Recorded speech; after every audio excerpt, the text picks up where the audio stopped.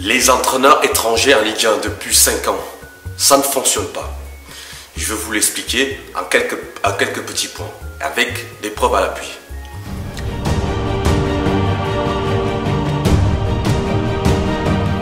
Bonjour, mon nom est Alain Meyong.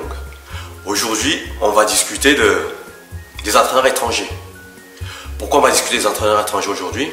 Parce qu'on nous a, les journalistes français, les médias français, nous ont bassinés pendant des années.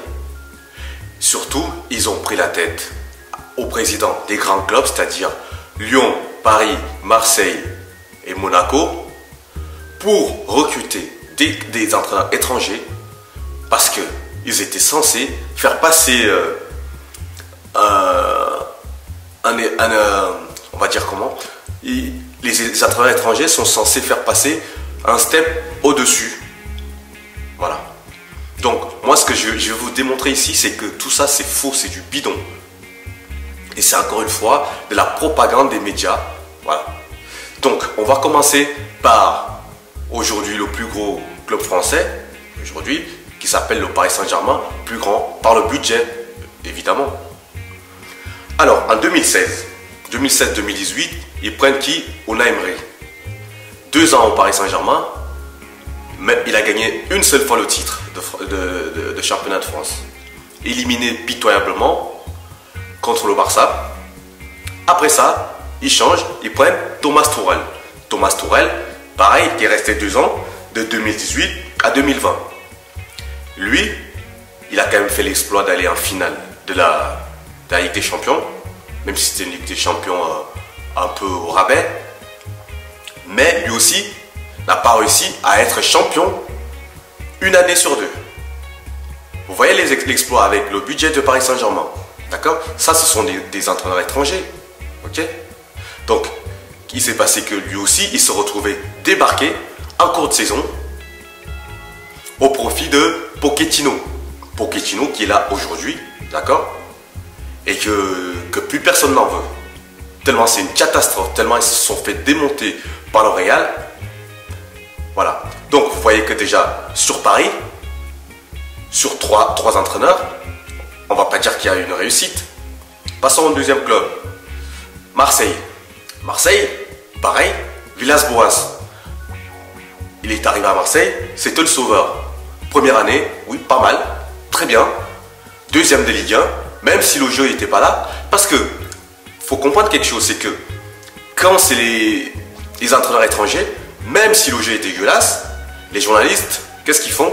Ils disent rien, laissez-lui le temps, c'est pas un problème, ça va aller à deuxième année, c'est ci, cela. Ok, Villas-Boas, première année, fini deuxième.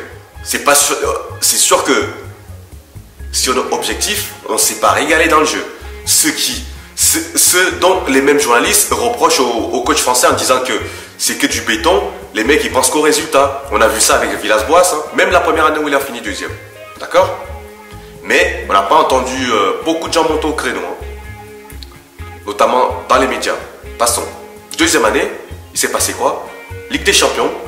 Ils sortent de la Ligue des Champions sans gagner un match. Est-ce que vous vous rendez compte? Ils n'ont pas gagné un seul match alors qu'ils étaient dans une poule largement à leur portée. Expliquez-moi. C'était un coach étranger, c'était un coach qui avait fait ses preuves à l'étranger, dans des grands clubs étrangers. Vous voyez? Vous voyez que c'est pas si facile que ça de dire ouais, prenez des grands coachs étrangers, ça va faire évoluer. Ce n'est pas possible, c'est pas aussi automatique. Et là, Villas-Boas viré à coup de pied dans le cul. Ils ont pris qui? Sampaoli. Ça fait 1 an et demi qu'il est là. Allez, 1 an, ça va plus ou moins. C'est-à-dire que là, il est deuxième, mais énormément de problèmes dans le club. Il y a 3-4 semaines, les supporters ils ont demandé à voir le coach, à voir le président, parce qu'ils n'en pouvaient plus. Mais les journalistes, ils relativisent toujours en disant ouais, mais vous savez, l'OM, ils sont deuxième, ça, c'est pas plus mal que ça. Vous comprenez, c'est toujours la même chose. On passe sur l'Olympique Lyonnais. Une catastrophe. Une catastrophe. Aujourd'hui, on se raccroche à quoi en disant ouais, espérons qu'on gagne l'Europa League. 10e au classement de Ligue 1, 30e journée de Ligue 1. Est-ce que vous vous rendez compte? 10e de Ligue 1, c'est qu'il n'est pas arrivé à l'Olympique Lyonnais depuis plus de 30 ans. Ils n'ont jamais été à cette position-là. Avec tous les coachs français qui sont passés. Est-ce que vous vous rendez compte? On va dire quoi? C'est la faute des joueurs? Non, l'Olympique Lyonnais a une grosse équipe. Il y a des joueurs tout à fait capables d'être parmi les 5 premiers de Ligue 1. Vous voyez que là aussi, c'est pas terrible, ça ne fonctionne pas. Prenons Monaco. Kovac, il est arrivé, première année, bonne prestation. Deuxième année, viré en cours de saison. Ils prennent qui? Clément, il arrive, pareil, c'est une catastrophe. Bon, bref, j'ai essayé de vous donner un peu, je brossais un peu en large pour vous montrer que ce n'est pas si évident que ça de dire prenez des coachs étrangers et vont vous faire passer un step supérieur. Donc, pourquoi je vous dis ça aujourd'hui? Parce qu'en fait, j'en ai marre de toute cette propagande des journalistes qui sont là toujours en train de fustiger les entraîneurs français en disant ouais, c'est les pires entraîneurs du monde, ils pensent qu'à la défense, ils pensent qu'au résultat, ils n'ont pas de tactique, ils pensent à rien. Ça c'est trop facile. C'est-à-dire que si on avait fait ça dans un autre corps de métier en disant que ouais, mais de toute façon les Français ils sont complètement nuls, vaut mieux recruter un étranger, je pense que ça ferait quand même un tollé. Ça posait quand même question. Ça voudrait dire que en fait les Français sont incompétents. Les Français ils réfléchissent pas, ils n'ont pas de cerveau. Ils sont bons qu'à se faire remplacer par les étrangers. Tu sais, on est en période politique à ce moment, on entend souvent le grand remplacement. Mais là, il est assumé là dans les médias à ce qui concerne les entraîneurs de football. Mais moi je vous dis, moi je suis pas d'accord avec ça. Un entraîneur c'est un entraîneur. Donc, pourquoi on peut dire ces coachs là ce ne sont pas forcément des mauvais coachs? Pourquoi ils ne réussissent pas forcément en France? Parce que déjà la première des choses, les journalistes ce sont des gens, ils sont là pour faire de la polémique. Je pense qu'ils ne sont pas là pour donner de l'information, ils ne sont pas là je pense que pour réfléchir de façon honnête. Je pense que ça c'est mon avis. Je ne dis pas que c'est forcément vrai, mais moi c'est ce que je pense. Parce que quand tu dis ouais, Thomas Tuchel il vient au Paris Saint-Germain, il va à Chelsea, il gagne la Ligue des Champions. Ça veut dire que fondamentalement, c'est pas un mauvais coach. Mais pourquoi il n'arrive pas en France? Vous savez que dans chaque pays, il y a des spécificités. Chaque pays a ses spécificités. Donc, si les entraîneurs étrangers arrivent en France, forcément, il faut qu'ils s'habituent à ces spécificités des joueurs français, de l'environnement français, de la façon de penser le foot en France. Donc, ce n'est pas forcément automatique que ça fonctionne. Parce qu'on ne prend pas en compte cette façon de travailler en se disant, chaque pays, on ne peut pas transporter à chaque fois le jeu espagnol à la France et le transposer de la France à l'Espagne ou en Italie. Il n'y a que l'Angleterre qui est différent parce que déjà l'Angleterre, il n'y a pratiquement pas d'anglais qui joue, c'est que les coachs étrangers, donc en fait c'est un championnat à part. Mais sinon tu regardes dans les autres pays européens, en Italie il y a combien de coachs étrangers? En Allemagne il y en a combien? En Espagne il y en a combien? Vous voyez que chaque pays essaie quand même de préserver ses entraîneurs.